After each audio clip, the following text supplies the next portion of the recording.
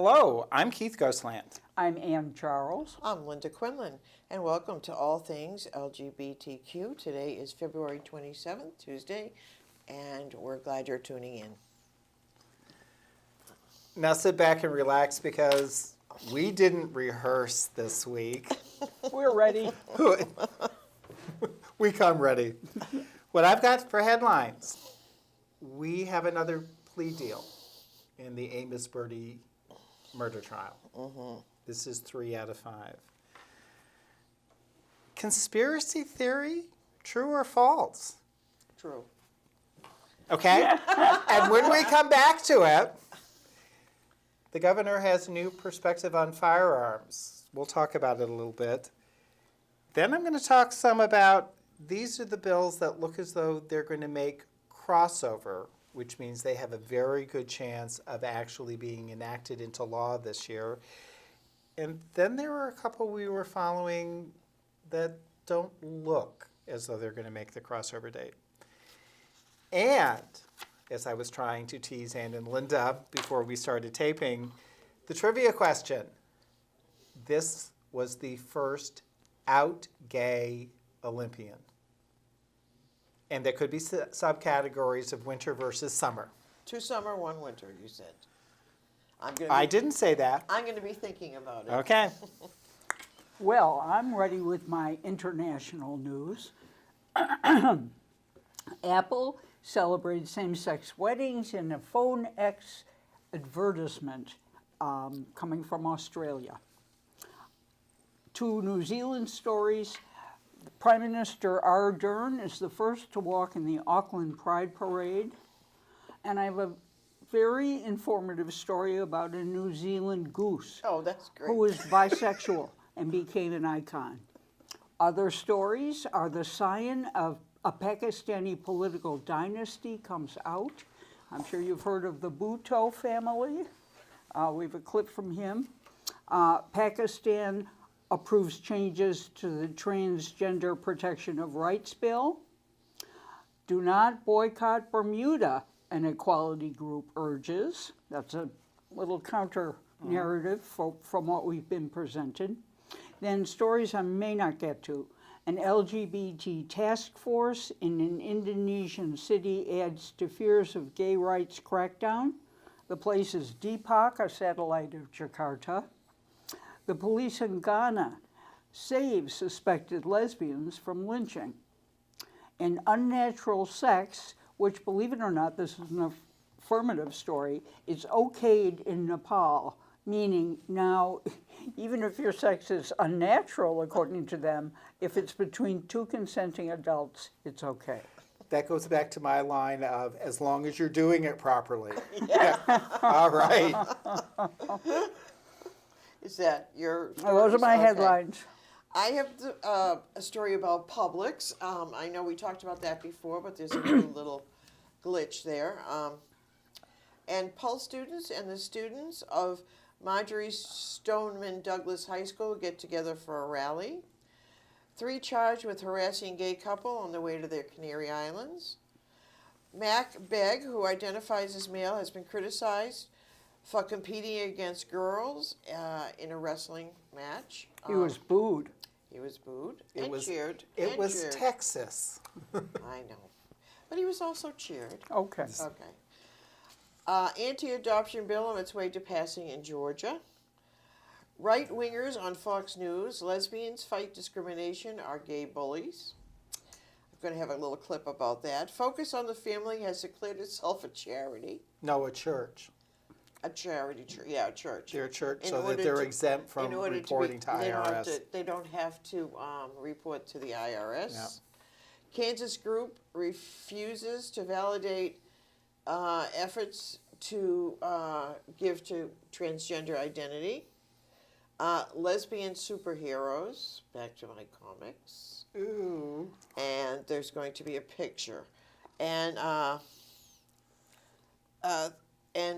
unfortunately, there have been a few more transgender murders this year. Yeah. I mean, this week. And federal court just ruled for gay rights in a major discrimination case, and Hawaii Appeals Court rejects religious justification for bed and breakfast that refused room to a lesbian couple. Good news, So, good news. All right, mostly. now on to our local. So we're down to the third out of 5 trials related to the Amos Beatty murder case, and there will be a picture that Zach will put up of Amos. I'm opting not to show the alleged assailants. Amos is the person to whom we should be focusing. Yes. This third person, they reduced the charge to an aggravated assault charge based upon their level of involvement, and they will be serving 7 to 15 years Wow. for their part in it. And what the public defender and the court said, the state's attorney and the court said, it's clear that every person's involvement in this morally is atrocious. But what they are now looking at is they have set the 2 standards: the person who had the greatest degree of involvement, the person who had the less degree of involvement. So the sentencings are now going to be coming sort of in the middle of those 2 parameters. So 7 to 15 years would be in keeping with, For the least? for the middle, Okay. for the middle. Conspiracy theory. And Linda already gave you an answer. I believe them all. Well, this conspiracy theory is Canada. They tried to develop gaydar. And the answer is yes. Yeah. And this is the tool they used in their pink scare. They used it on 400 men. And this is the manner in which it worked. You're calmly sitting there. I'm showing you pornographic images, same sex, and I'm watching your pupil dilation. Oh If your my gosh. pupils dilate, you're being erotically stimulated, therefore, You're gay. you're gay. I'm telling you. You know, and I wish this was merely this nice urban myth, but It's true. it's true. The governor. And I will share personal information. I have been meeting with the governor on an ongoing basis in the role as liaison from the LGBTQIA Alliance of Vermont. And some of our conversations have been around the firearms bill. Background checks, domestic violence and confiscating firearms, and the most recent, which is the extreme risk situation, where there can be a petition to the court. And the governor was very reluctant to give any degree of support for these. He saw Vermont as being the safest state. We really didn't need them. Florida, and then the incident that happened in Fairhaven, Vermont, where, as he said, if you read the affidavit, it was a wake-up call, that we were very close to having the same type of incident here. He has totally changed. He is now supporting the extreme risk bill. That has been modified since the last time I reported on it. It now is not clear and convincing. It's a preponderance of the evidence, which is a lesser standard. And there's an ex parte, this is that legalese, where law enforcement can directly petition the court. They need to have someone available to respond immediately so that they can get a court order to take firearms if they think it is an extreme risk situation. That's a great improvement over the previous language. However, and he also supports confiscation with the domestic violence. My conversation with him, he went even further, though. He's willing to consider a ban on bump stocks, Good. which is what allowed Las Vegas to turn a semi-automatic into an automatic weapon. There is already a bill going through House Judiciary that is probably going to make crossover, where if you're going on trial, a part of your condition of release is you will not possess firearms, period. Good. Will you explain what crossover is? Okay, I just learned it this week. Well, when I come to the next section, I Okay. will explain crossover, Okay. because it's the bills that are or not making crossover. He's still a little uncertain about expanding background checks and how or if that really should happen. But he's more than willing to talk about increasing the age for which you can purchase a firearm. He wants a review of the security protocols in all schools. both in as far as their drills, what they have physically in place. And he wants to establish a violence prevention task force that will be reviewing all of this on an ongoing basis. From my previous conversations, this is a dramatic change. So. Good. Good news coming out of Apple in support of Australia's same-sex marriage approval. We know that Apple is a tech giant known for promoting equality both within the company and outwardly through their marketing campaigns, while their CEO, Tim Cook, is openly gay and regularly speaks out in support of LGBTQ rights. As we recall, in December last year, Australia finally passed legislation allowing same-sex companies the same marriage rights as their heterosexual counterparts, in a major milestone for LGBTQ rights in Australia. And in celebration of this outcome, Apple has released a commercial, or as they would say, an advert. And I'd like to show it to you now.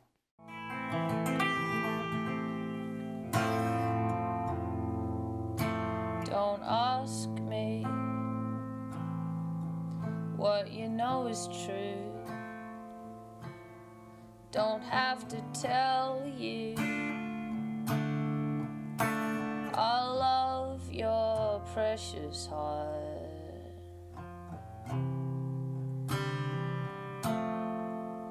I was standing, you were there. Two worlds collided, and they could never, ever tear us apart.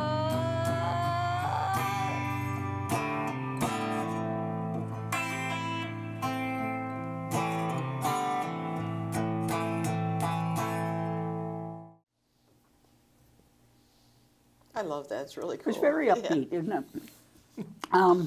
Now let's go to New Zealand, where I have two very interesting stories. One involves Jacinda Ardern, and we have a picture of her with Alexi Matheson, with Lexi, who is a co-chair of the Auckland Pride Festival. They cut up, in the picture, they're cutting a purple ribbon to kick off the Auckland Gay Pride Parade. There were over 70 floats, between 25 and 30,000 people turning out. Several previous prime ministers have attended the parade. However, parade organizers said it was the first time a prime minister had walked in the parade. It's now in its 6th year, and this is the final celebration for the 2-week-long Auckland Pride Festival, which has showcased more than 85 musical, theater, and discussion events. So that looks like fun in Australia. I'm sorry. New Zealand. Did I say Zealand. Australia throughout the story? No, I meant you said New Zealand. Oh, Auckland good. is in It New was just a Zealand. short jump. Oh, I'm so sorry. It's right across the pond. I know. And New Zealand, my apologies to the New Zealanders watching. To the Maori. Now, a very dramatic story is of some animal interest, involving a New Zealand goose named Thomas, who is bisexual, and he had a very active life that I'd like to tell you about. First, I'd like to show you a picture of Thomas by himself. He spent most of his life together with a male swan by the name of Henry. Unfortunately, he died, and a memorial was held for him on February 6th. He was almost 40 years old, which is 80 in people years, and he's being buried alongside his partner. He's been such an iconic and well-loved bird, said Craig Shepard, who runs the Wellington Bird Rehabilitation Trust, where he spent his last years. It's lovely that he's going to be buried where he spent most of his life.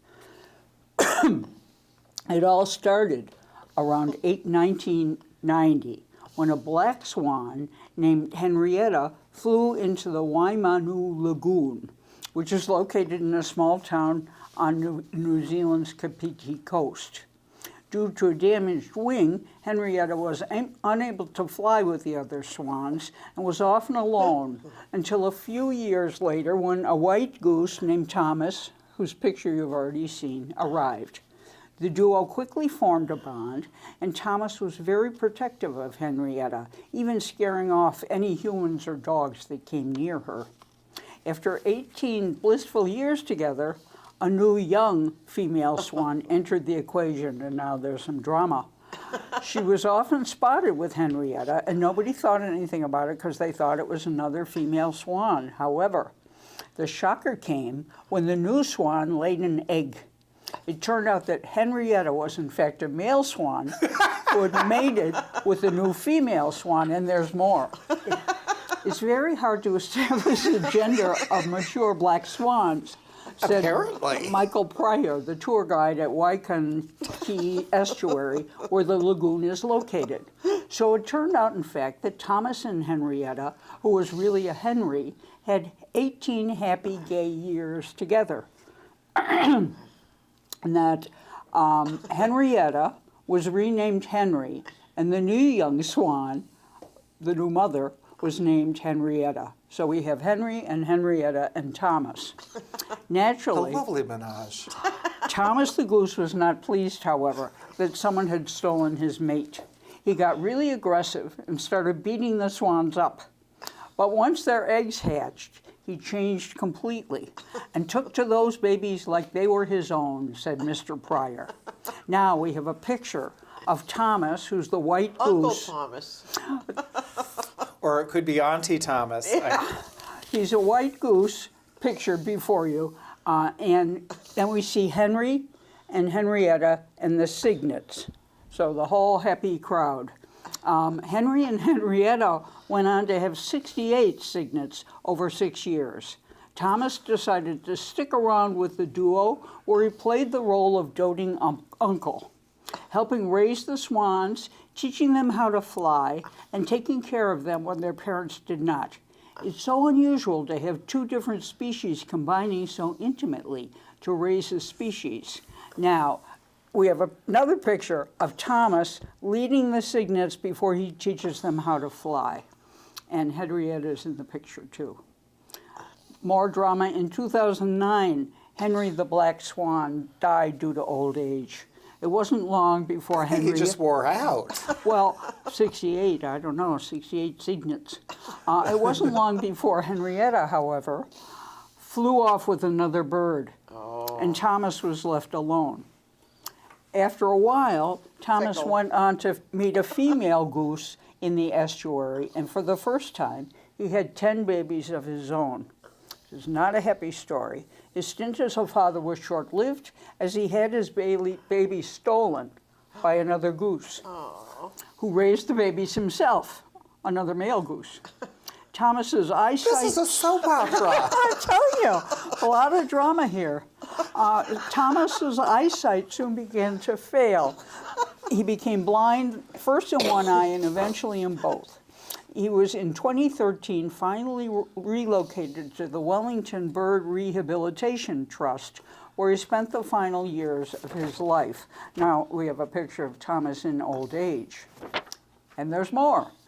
He died when he was almost 40 years old, as I said. That's pretty ancient. In human years, he would be around 80 years old, said Mr. Pryor. According to Mr. Pryor, it's not uncommon for geese to be bisexual, though he adds that the duo were the only pair in Waikiki Estuary to mate with the same sex. It is also not unheard of for geese to mate with swans, with the offspring of a swan and a goose known as a swoose. I bet you didn't know that. And there's more. Homosexual behavior is... I don't think I can take it. Oh, it's a tearjerker at the end. Thomas, a well-known figure at the... All right, homosexual behavior is extremely common across the animal kingdom. That's true. From insects to mammals. But only some animals seem to be lifelong homosexuals, mating for life. Thomas, a well-known figure at the estuary, was often visited by tourists who marveled at how he would follow Henry and Henrietta around. When the news of his death spread, tributes from visitors from as far as Canada and the Netherlands poured in. I loved him so much. Many fond memories of feeding him his sweet corn every evening, said one user on Facebook. Thomas, I remember meeting you and how amazing you were. Big hugs, another commented. After Thomas's memorial, he was buried next to Henry the Swan. The event was marked with a plaque in tribute to Thomas's life, with an epitaph by New Zealand performer Pinky Agnew that was inscribed on his tombstone, and this is Thomas's epitaph. Here lies Thomas, the great-hearted goose, nestled near Henry in their final roost. Here where they raised young and found sanctuary, somewhere above us, these great souls fly free. R.I.P. Thomas the Oh, my Goose. How am I going to follow that? You can't, Linda. Oh, God. What an interesting story. Who would think? And they were so cute. We need to write this into a children's book We could. with great Someone in the illustrations. audience can do it. We've got pictures before them. All I right. know. We could get someone to draw pictures. I know. Well, there Great are idea. pictures. There are photographs, Yeah. which you've seen. Yeah. But All for right. our illustrated book. Okay. Okay. I don't So, know. so what you got? I'm going to move on to Publix, but so anyway, Publix, as we talked about before, is not the best place for LGBTQ people to work.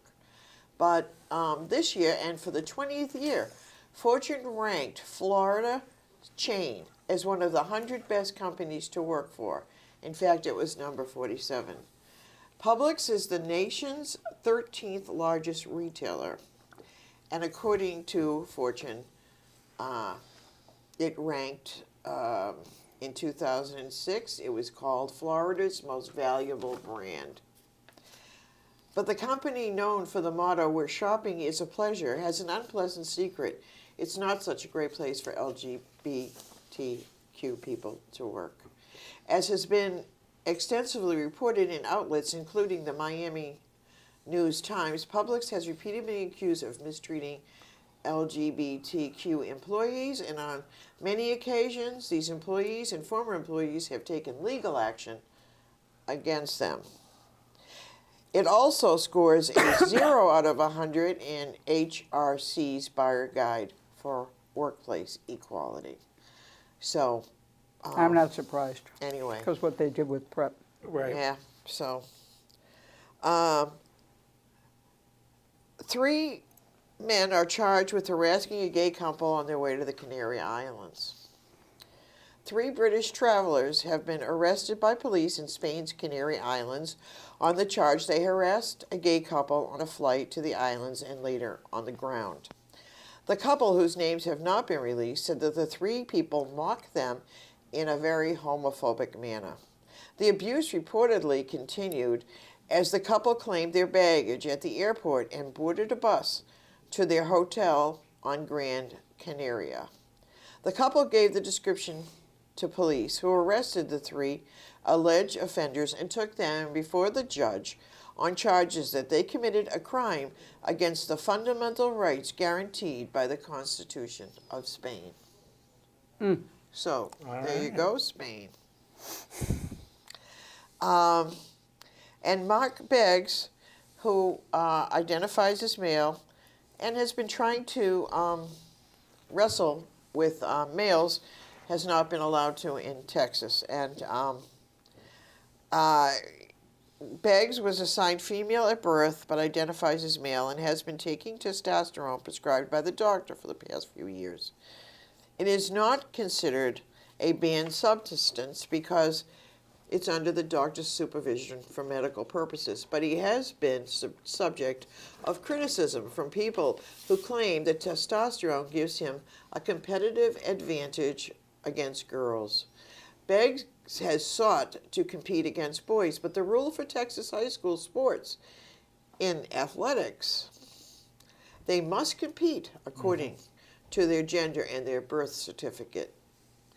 At one point, he filed suit against the University Interscholastic League, the government body for high school athletes in the state, in his quest to be allowed to compete with boys However, the suit was dismissed and never heard. So, It's Texas. yes. You know that song, All My Exes Live in Texas. Anyway, anti-adoption bill is on its way to passing in Georgia.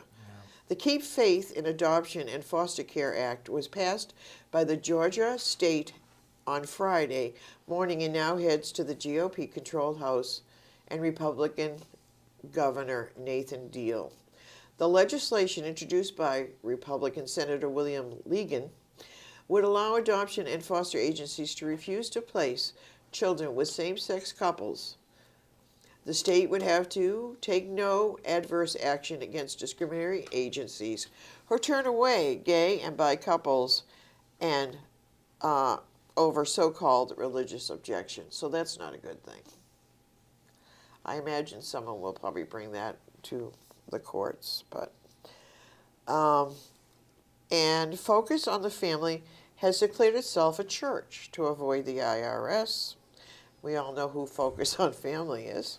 Church of hate, Yes. church of Well, bigotry. it's not Although that- necessarily to avoid having to file with the IRS. It's not having to publicly disclose where they get their money and who gets it and, to who they the give go- it. Yeah. Exactly. So anyway, we have that. Focus on the Family filed a non-church 501c nonprofit as recently as 2014, submitting to the IRS public available from their tax returns, but now they're not going to have to do that anymore since they're a church. So, Yeah. Now we're going to learn what is it? Crossover. The the- church of crossover. all things Cross- LGBTQ. Is that us? Okay. We could be. yeah. We will take your tax-exempt donation. Crossover. This is a unique. Looking at Vermont's legislative process, 2 years biennium, crossover is a date that is established mid-session, so for 2018, and it's the date by which a bill needs to have advanced from one chamber to the other chamber to be guaranteed action within that So legislative it's crossing session. over from one to the other. Bingo. All right. But the Senate has imposed new rules so that if your bill does not come over from the House to the Senate by March 2nd, and that's the date this year for non-moneyed bills, the Senate doesn't have to take it up. And in fact, the Senate is not going to take it up. So even if the House sends a bill over in April, they're still in session until May, the Senate's not going to do anything with it.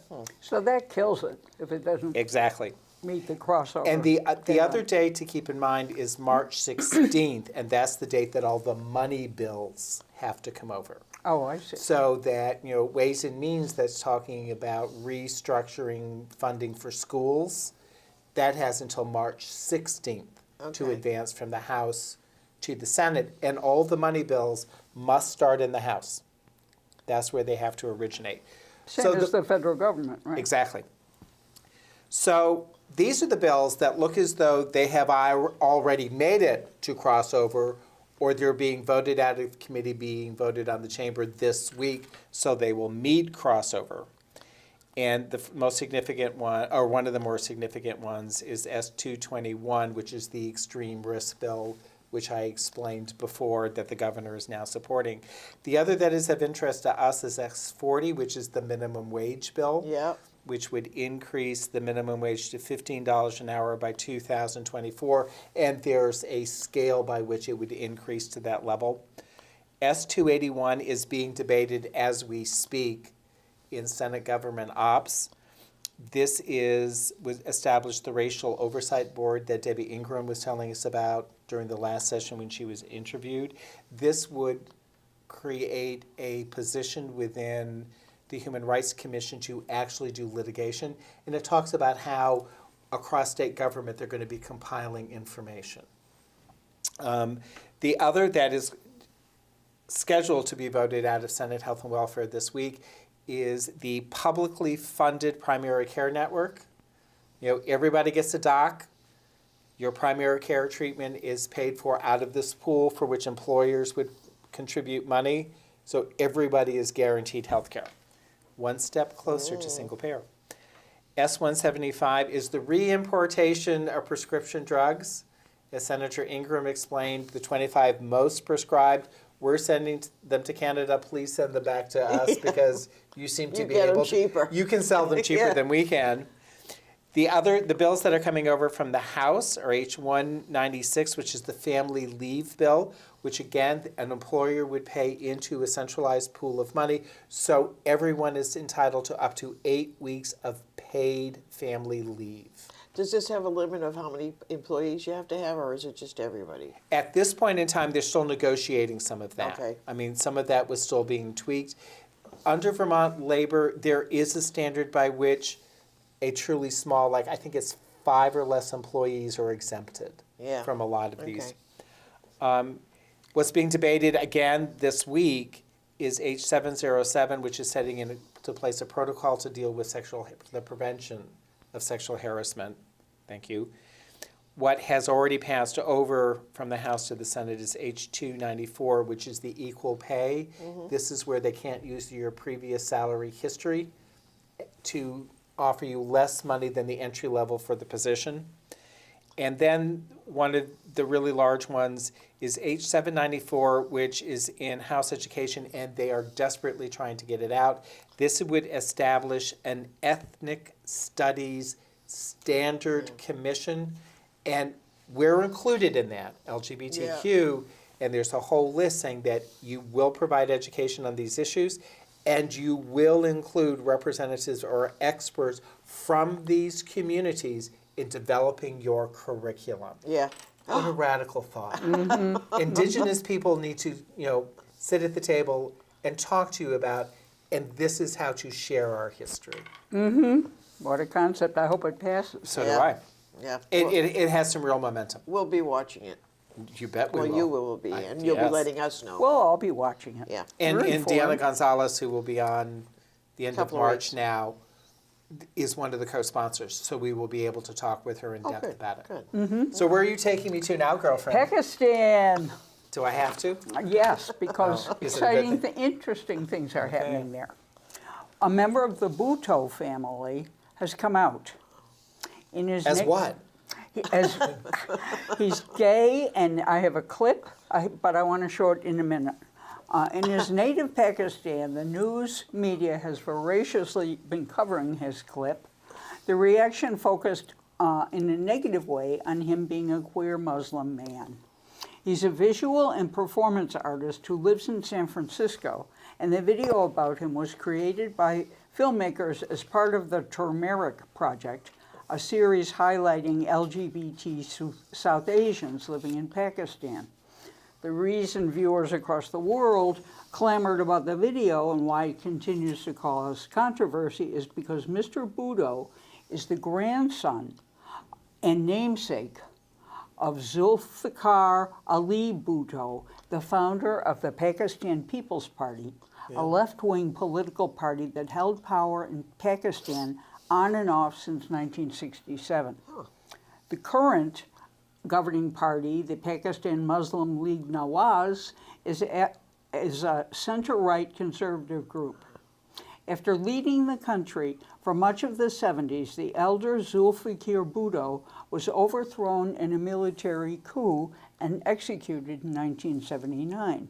3 of his children, who went into politics most prominently, Prime Minister Benazir Bhutto, later suffered similarly violent ends. And I have a clip of him, and we're only going to see the beginning, but at the end he talks about his father being shot when he was 6 years old right in front of the house. So let's take a look at Mr. Bhutto.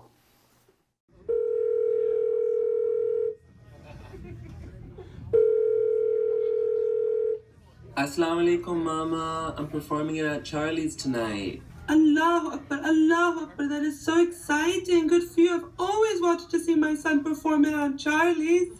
Oh, Mama, I'm on a flight, and I think I see the flight attendant coming. I'm gonna go now, okay? Khudafiz, talk to you later, inshallah, bye. I'm sorry, sir. You have to leave the plane. You were speaking Arabian, and it made some of the passengers feel uncomfortable. What? I was speaking a few words in Arabic, but that doesn't mean... I'm sorry, sir. You just have to leave. But captain's orders, sir. There's no way around it. You have to leave right now. But what? No, but...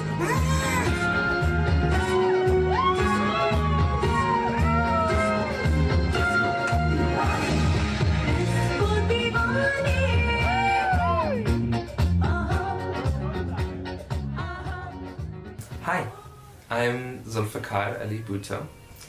I am a South Asian artist of mixed Pakistani and Lebanese heritage. And I work in queer subject matter. Like doing a performance on being a queer Muslim in the Castro in San Francisco, like, so hard. Like, who listens? They don't care. Like, we have to be honest. They don't care. They don't know. They're not interested. But when you make it funny, they actually reflect on their own ideas. And then you start citing stereotypes. I'm a Muslim that was kicked off a plane. But you do it in a way that like, oh, I know that story. Oh, wait, he is a Muslim. Oh, shit. He's a queer Muslim. And he's doing drag in this bar. You know, and it brings people in. You're seducing your audience. So going from Pakistan, where there's this idea of like, and a lot of nations have built this, especially ones that are ethnically formed, you know, it happens in India, it happens in Pakistan, but the strong Muslim, the strong Sikh, the strong Hindu, the strong Jew in the case of Israel, the strong Arab, you know, and the list goes on. Like, there is this stereotype that the representative of the nation is a strong man. I mean, it's ridiculous. This idea of strength, you know, this idea of muscularity. What, for me, is masculinity? It's softness. It can be effeminate. It can be gentle. All right. It's a very interesting clip. I mean, he talks about, as you just saw, he's trying to set up the circumstance of Muslim men with humor when he tells a nightclub act about being thrown off a plane for speaking, as they said, Arabian. He's kind of mocking the airline authorities there. But his take on masculinity, I think, is particularly instructive in how the strong man in Israel and the Middle East and is valorized. It's everywhere. Yes. My next Pakistan story is positive. Pakistan approves changes to the Transgender Protection of Rights Bill. We have a picture before you of a group of trans women who are feeling gratified that the national ID cards are easier to get for them. Pakistan has approved a change to the transgender rights bills that will allow them to identify their gender without approval from a medical board. The Senate Function Committee on Human Rights passed the proposed amendments to the Transgender Persons Protection of Rights Bill in 2017. So are they less upset about transgender people or more upset about... It's the Muslim, I think so. I think so. Okay. Because in the past we've done stories about the Yeah. transgender Yeah. community in Pakistan. Yeah. Changes to the bill mean transgender people will be entitled to the same rights and dignity as Pakistani citizens. Transgender people will be defined as any person whose gender identity and/or gender expression differs from the society norms and cultural expectations based on the sex they were assigned at their birth. Other features of the bill passed, including charging anyone with a criminal act who prevented transgender people from inheriting property, denying them education, or unlawfully evicting them from any kind of premise because of their gender identity. The Council of Islamic Ideology was consulted about the bill and insisted that a medical board was not needed to determine the person's gender identity. Wow. Now, on the downside, as we know, transgender people in Pakistan face a lot of violence and discrimination. But the country has also been a leader on transgender rights. It's one of only a few countries that recognizes a third gender on passports and national ID cards, and it also counts transgender people in the census. Huh. So, now I could talk about Bermuda, or we I could think go we'll on. have to go back to Bermuda. All right, very good. I've been twice. I can go back again. Well, that's a problematic Yes. concept, as we'll learn. I have a clip that I'd like to show, which was on Fox News, where right-wingers on Fox News says lesbians fight discrimination are just gay bullies. And we're watching this for the humor factor, right? Yes. Ah, So we're going to watch a few minutes of that clip. So I think you'll enjoy it. It's got a Catholic and an interview about the church and all that. So anyway, and here they are. And here they are. A lesbian couple is suing the Trump administration and the U.S. Conference of Catholic Bishops after they were denied the opportunity to become foster parents to an unaccompanied refugee child. The women claim they were unlawfully turned down for religious reasons because the Texas program takes federal money. Joining us now from New York to discuss the situation is from the Catholic League, of course, President Bill Donahue from the Catholic League. Bill, what's going on in this case? Because this couple says they were told basically their coupledom is not mirroring that of the Holy Family, which is what the Catholic organization told them. Right. There was one allegation. The one woman denied that. But let's say it is. Who cares? Look, this is a pattern all across the country. ACLU suing Catholic hospitals to make them perform abortions. You have gay couples trying to crash Catholic institutions, foster care, or whatever it is. They've lost every single time. In the case of this case, in Texas, a law was passed last year protecting the right of faith-based initiatives to exercise their doctrinal prerogatives. And that would mean that Catholic agencies which do not believe in same-sex marriages do not have to allow a lesbian couple to have their care. And at the federal level, we have faith-based institutions for decades. It's just as long as you don't involve yourself in inherently religious activities, such as forcing the kids to go to Mass and prayer services, things that would make some people nervous, people have a phobia about religion, then you're okay. So they know they're going to lose. It's a matter of gay bullying and harassment, if you want to know the truth. They were. Yeah, there they were. Then I have lesbian TV superheroes. And I'm going to show you a picture of them. They're very interesting. The first is Nefessa Williams, plays Anissa Pierce in the TV show Black Lightning, who, while studying to become a good doctor, discovers that not only is her father a retired superhero, but she has also inherited those powers. So who's the lesbian, the character or the actor? Character. Oh, okay. Oh, Well, I it's a don't know. comic book character. It's a comic book Oh, sorry. about lesbians, yes. Okay, sorry. Is Linda in her comic books? When asked about Pierce being a lesbian on TV, Williams said, "I'm just really grateful to tell the story for young lesbians and black lesbians in particular who don't really see themselves on TV." And then there's the Marvel comic book Carolina Dean, while pictured as an all-American teenager, is actually a flying rainbow-colored alien princess. Oh my! It could be me.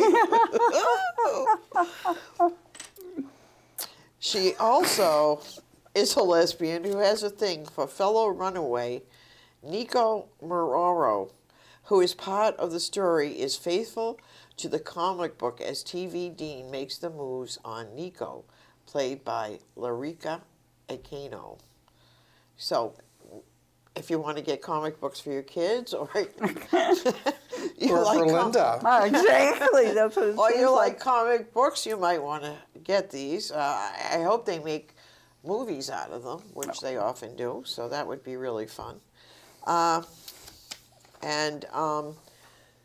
Hawaii appeals court rejects religious justification for the bed and breakfast people who refused to let them stay. They said they were an abomination and they could not stay at their B&B. So And a couple of very sad stories here is Tanya Hardy, a 35-year-old transgender woman, was fatally shot on Tuesday in Buffalo, New York, in what is at least the third or fourth homicide of a transgender person in the United States so far this year.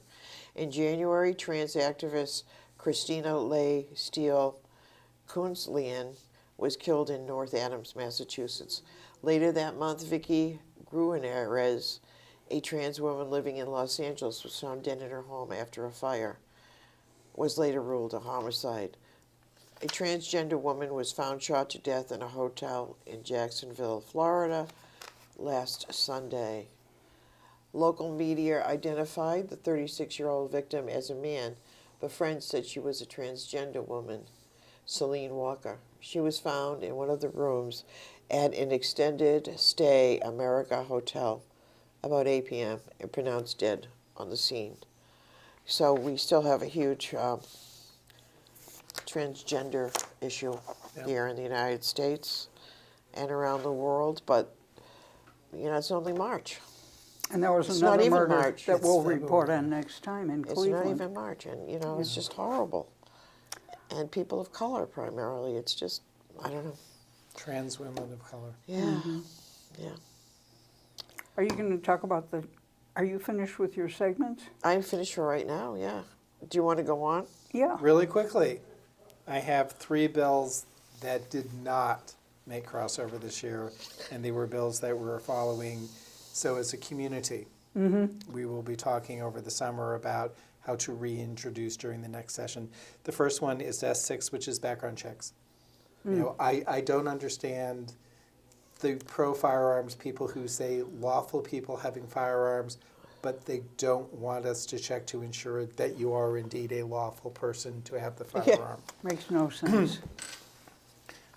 It's in that NRA realm. The other is H820, which was in response to the incident that happened at the Pride Center, and this would establish a new civil penalty for not getting consent to tape in a peer support group. And the other is H385, and this would have extended the jurisdiction of the Human Rights Commission to include bullying.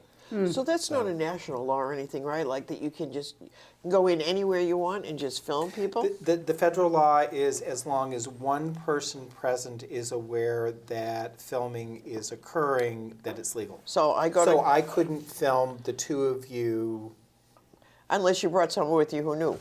unless I was a participant in the process. Okay. So if I, as the participant in filming it, there's one person with knowledge, that's all it takes. Okay. That was all I had.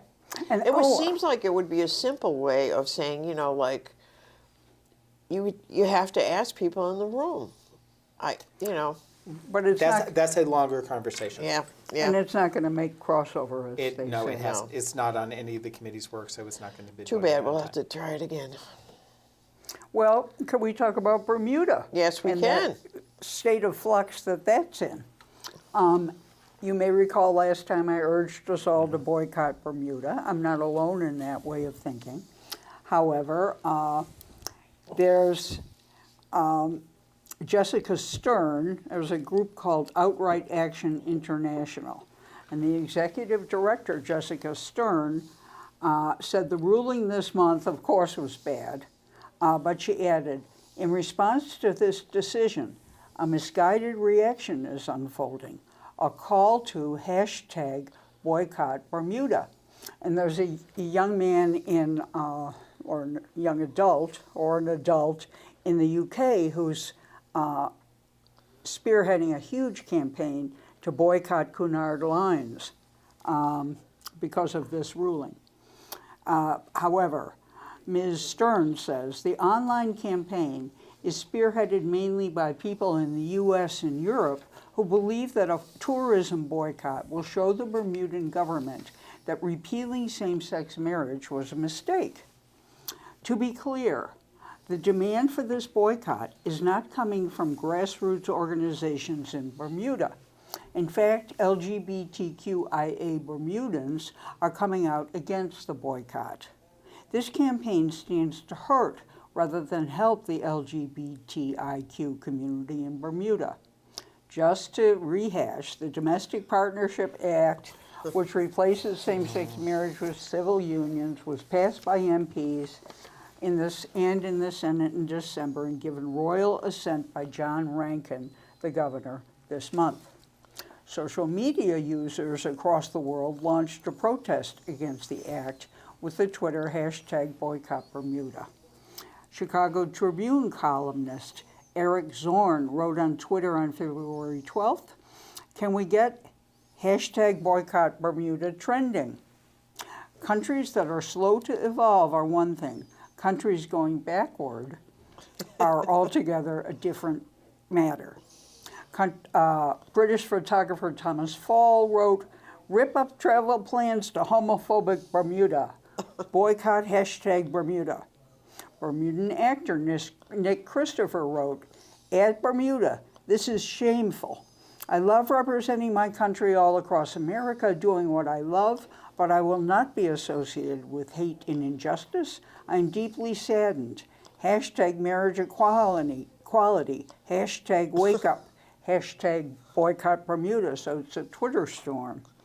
Former Bermuda Sun journalist Mark Kennedy, now based in Bogota, Colombia, wrote, hashtag Bermuda, as much a backwards-looking religious backwater as I remember it.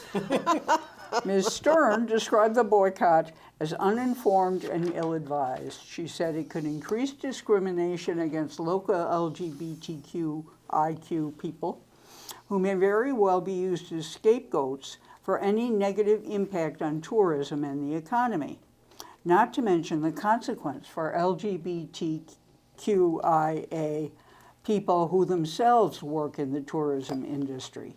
People in the media in the US and Europe ought not to push their own agendas, that makes more sense, and instead listen to the priority of LGBTIQ groups on the ground. We consult, and now she's speaking of her own group, we consult, listen to, and are guided by local leaders who are best placed to inform strategy and programs to bring about change. Without listening to voices from the ground, we all stand to do more harm than good. I ask you, hashtag, don't boycott Bermuda. Instead, learn how to empower local organizations and the movement there. I introduced this as an alternative perspective. And I think it's common, this kind of argument. I think it's just kind of people who live there want to protect, they want tourists and they want to protect their interests too. And We've had this debate here. Do we boycott states that have anti-LGBTQ, or do we continue to go there to create a presence, have an impact, and to make a statement? Yeah, And it's hard to know. Exactly. Yeah. I err on the side of boycott, but that's just my bias. That's because that means we get to stay home and sleep in late. And read in our reading There we chairs go. and We have crossword trivia now, puzzles. don't we? We had, and Zach has some pictures All that right. he will be putting up. So, the first openly gay Olympian, Can you give me a year? 1988. Oh, 18. I know. Who? Wait a minute. It's that diver, that No. swimming diver. From Australia. Yeah, And no. That wasn't in 1988. Oh, You're thinking of Greg Louganis, yes. who didn't come out until after the Olympics. Okay. See, that's the catch is they came out while they were competing. 1988, and this is why I thought you would get it, Robert Dover, who won a bronze medal in dressage. Oh. The horses. I Yeah. thought the horses would get Yeah, you. no. So, the first openly lesbian Olympian, and you were close, was in 2000. Oh. And she won a silver medal in tennis. And it was Emily Marasmo from France. From where? France. Eh oui. We said it with the correct accent. That's right. However, for our first openly gay U.S. Winter Olympians, And Zach will have a picture as well. Wasn't until this year. And it was Adam You're kidding. Ripton and Gus Kenworthy. Wow. John Curry, who is the U.S. men's single figure skating gold medalist, Johnny Weir, Brian Botano, and Greg Louganis did not come out until after their Olympic career had ended. Oh my gosh. I know. So there you go. Well, thank you. That's very informative. There we are. So, That's why we're not on Jeopardy. I don't think they ask that questions on Jeopardy, do they? Yeah, they do. Oh, sure. Oh, the first What? gay Olympics? No. Well, Do maybe. they? Well, Well, they, maybe. they at times have had LGBTQ. Really? Oh, yeah. No, I missed it. And- Okay. Anyway, should we sign off? Thank you for joining us. We've had a very fun evening, and we'll see you later. So remember, what do? We resist.